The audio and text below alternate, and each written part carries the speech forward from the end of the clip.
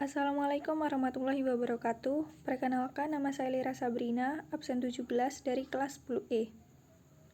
Jadi di sini saya akan membahas materi tentang komputer dan komponen penyusunnya. Yang pertama kita akan membahas sistem komputer. Sistem komputer sendiri terdiri dari beberapa bagian, yaitu ada perangkat keras, perangkat lunak, dan juga pengguna. Pertama ada perangkat keras. Perangkat keras adalah komponen fisik pada komputer yang dapat disentuh, dilihat, atau dipindahkan. Contoh perangkat keras ada RAM, mouse, hard disk, printer, dan scanner. Yang kedua ada perangkat lunak. Perangkat lunak adalah kode-kode program yang dibuat menggunakan bahasa pemrograman.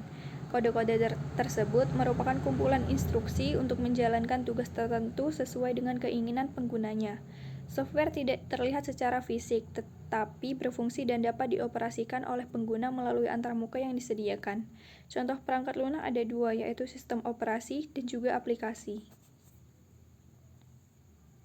Yang ketiga ada pengguna. Pengguna adalah orang yang menggunakan komputer itu sendiri. Slide selanjutnya kita akan membahas jenis-jenis komputer. Berdasarkan ukurannya, komputer dibagi menjadi beberapa jenis, di antaranya sebagai berikut. Yang pertama ada mikrokomputer. Komputer mikro merupakan komputer yang memiliki ukuran paling kecil dibandingkan dengan jenis komputer lainnya dan menggunakan mikroprosesor sebagai CPU atau unit pemrosesan utama. Contoh mikrokomputer ada ultrabook, telepon pintar, dan juga tablet. Yang kedua ada komputer personal atau biasa disingkat dengan PC. Komputer personal atau PC memiliki ukuran yang lebih besar dari komputer mikro dan memiliki kemampuan penyimpanan dan pengolahan data yang lebih besar juga. Selanjutnya ada mini PC. Merupakan komputer peralihan dari komputer personal ke komputer mini yang dipakai di industri. Biasanya dipakai untuk industri kecil.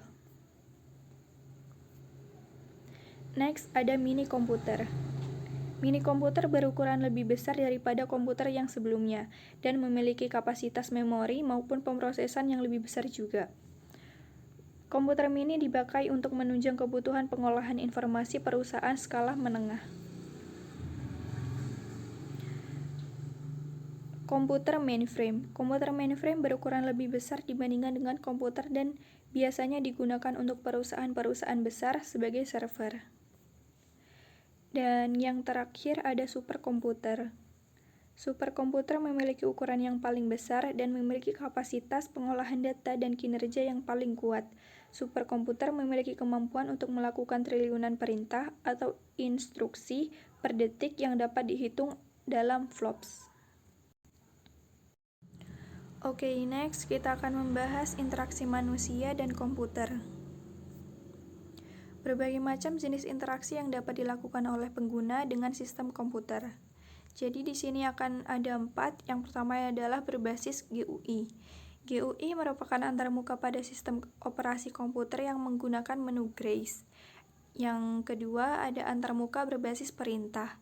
Sistem operasi berbasis CLI merupakan tipe antarmuka melalui teks terminal. Pengguna menjalankan perintah dan program di sistem operasi tersebut dengan cara mengetikkan baris-baris tertentu.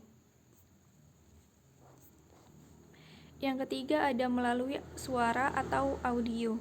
Antarmuka menggunakan suara memungkinkan pengguna mengucapkan sesuatu dan hasilnya akan direkam dalam bentuk format audio. Yang keempat ada melalui gambar atau video. Slide selanjutnya kita akan membahas kolaborasi dalam sistem komputer. Berbagai macam jenis interaksi yang dapat dilakukan oleh pengguna dengan sistem komputer. Tujuan kolaborasi sendiri adalah menghasilkan sebuah sistem komputasi yang akan bermanfaat bagi pengguna, yang berfungsi sesuai peran dari setiap organ tubuh. Contohnya, misal ketika akan bermain aplikasi permainan menggunakan ponsel, pasti membutuhkan software aplikasi permainan tersebut sehingga terjadi interaksi antarmuka antara ponsel sebagai hardware dan software sebagai aplikasi permainannya. Oke, sekian presentasi dari saya, semoga bermanfaat. Maaf jika ada kesalahan dan ada yang salah ketik banyak. Terima kasih. Wassalamualaikum warahmatullahi wabarakatuh.